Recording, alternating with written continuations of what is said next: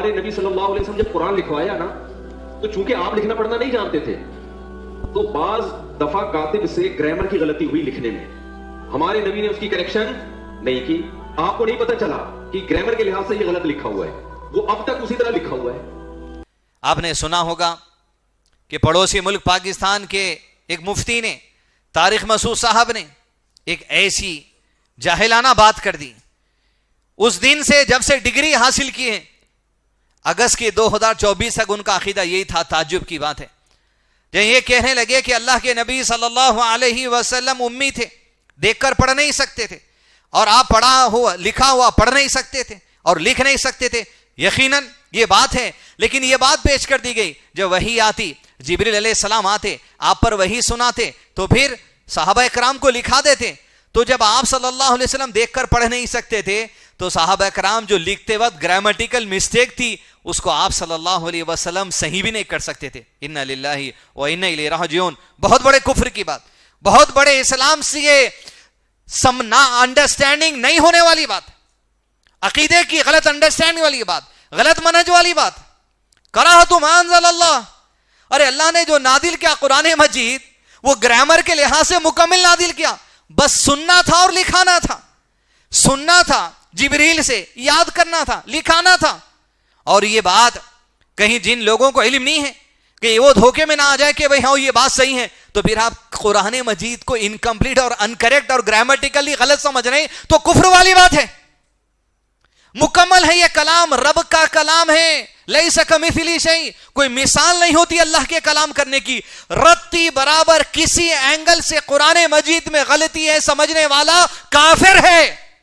ہم یہ نہیں کہتے مفتی طارق مسعود کفر کے درجے پر ہے, لیکن معاملہ اتنا بڑا ہے اگر لوگ اس مسئلے کو ایسے ہی سمجھیں گے تو کفر کے دہانے والی بات ہے. اس لیے کراہت ما انزل اللہ, کراہیت کرنا جو اللہ نے نازل کیا اس میں شک کرنا, شبہ کرنا, اس کے اوپر کسی جو سو انگلی اٹھانا, کسی چیز کی کمی ہے سمجھنا, ایمان سے دھونے والی بات ہے. اور دوسری چیز مفتی صاحب اور ان کے ماننے والے یا ان کی بات سن کر یہ بات میں آ جانے والوں کو جاننا چاہیے, دیکھ کر پڑھ نہیں سکتے تھے, لکھ نہیں سکتے تھے. اللہ کے نبی صلی اللہ علیہ وسلم یہ معجزہ ہے آپ کا, یہ میراکل ہے آپ کا. قرآن مجید کیسا یاد ہوا, کیسا لکھایا گیا؟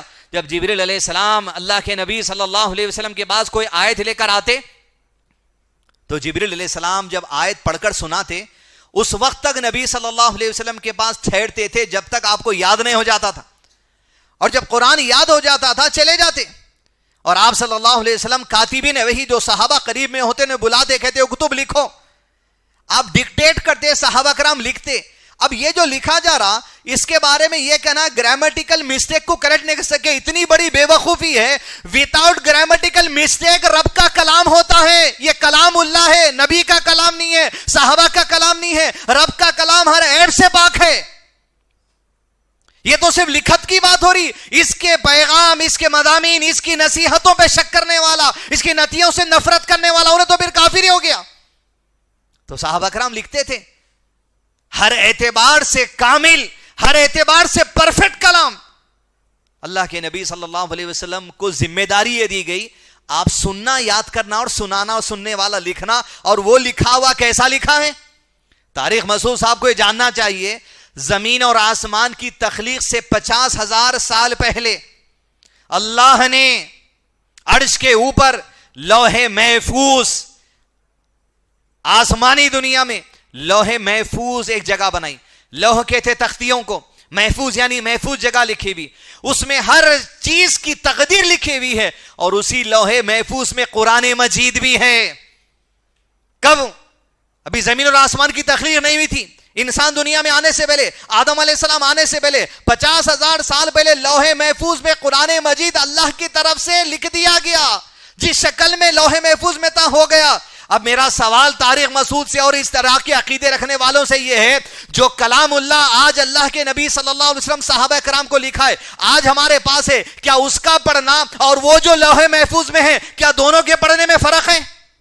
کیا دونوں کی تلاوت میں فرق ہے؟ अगर ये फर्क अगर तुम समझ रहे हो तो तुम्हारा कुरान के ऊपर ईमान ही नहीं है वैसा जैसे अल्लाह के नबी सल्लल्लाहु अलैहि वसल्लम और सहाबा कराम का ईमान था। आज जो कुरान हमारे पास है उसका कलाम, उसका पढ़ना, उसकी क़िरात वैसे ही है जैसे वो लिखा है लोहे महफूज के अंदर, और जैसी क़िरात में जिब्रील ने नाजिल किया वैसी क़िरात में नबी ने याद किया सल्लल्लाहु अलैहि वसल्लम, वैसी क़िरात में सहाबा को लिखाया, वैसी क़िरात में ज़माने के लोग याद करते चले जाएंगे। और अल्लाह ने इरशाद फरमा इन्ना नहनु नज़्ज़लना ज़िक्रा व इन्ना लहू लहाफ़िज़ून, मैंने इस कुरान को नादिल किया है। जब अल्लाह ने अपनी निस्बत जोड़ ली तो हर ऐब से पाक ये कलामुल्लाह है। मैंने इस कुरान को नादिल किया है, इन्ना नहनु नज़्ज़लना ज़िक्रा व इन्ना लहू लहाफ़िज़ून, मैं इसकी हिफाजत करने वाला हूं। ग्रामेटिकल लेवल से भी एक रत्ती बराबर ज़ेर ज़बर कुरान मजीद का अदद क़यामत तक कोई नहीं कर सकता। गलती कर सकता इंसान प्रिंट करने में, डिलीट करके, लेकिन हुफ़ाज़ के सीनों में जो कुरान है वह इन्ना लहू लहाफ़िज़ून, हिफाजत करेगा अल्लाह हमेशा क़यामत तक। इस तरीके के अकीदे रखना बातिल अकीदे वाली बात है। इस तरीके के वीडियो सोशल मीडिया का जमाना है, फैल के आपके पास तक आ जाती, आपका अकीदा नजर अगर वो बन गया तो फिर कराहतु मा अंज़लल्लाह, अल्लाह की नाजिल करदा किताब से कराहियत अगर हो गई किसी मामले में, उसे कमजोर समझ दिया गया, उसके ऐब वाला समझ लिया गया, ये इस्लाम से खारिज होने वाली बात है। फिर लोगों ने यह भी कहा माफी चाहिए मुफ्ती साहब, नहीं नहीं नहीं, माफी जो हम सुने वो उस एतबार से माफी चाहे, मेरी बात की वजह से जो लोगों को तकलीफ हुई है उसकी वजह से माफी चाहता हूं। मैं ये नहीं तस्लीम करता कि मैंने गुस्ताखी की है, जो गलती मुझसे हुई है उस पर मैं मादरत कर चुका हूं। जुमला अब तक ये सुनने में नहीं आया कि मैं जो ये कहा कि कुरान मजीद में जो ग्रामेटिकल मिस्टेक है उसको अल्लाह के नबी सल्लल्लाहु अलैहि वसल्लम करेक्ट नहीं कर सके, उन्होंने ये नहीं कहे कि मैं रुजू कर लिया, ये मेरी गलती थी कि मैं कुरान में ग्रामेटिकल मिस्टेक है ये समझ रहा था आज तक, ये मेरा गलत अकीदा था, ये बयान नहीं है अब तक।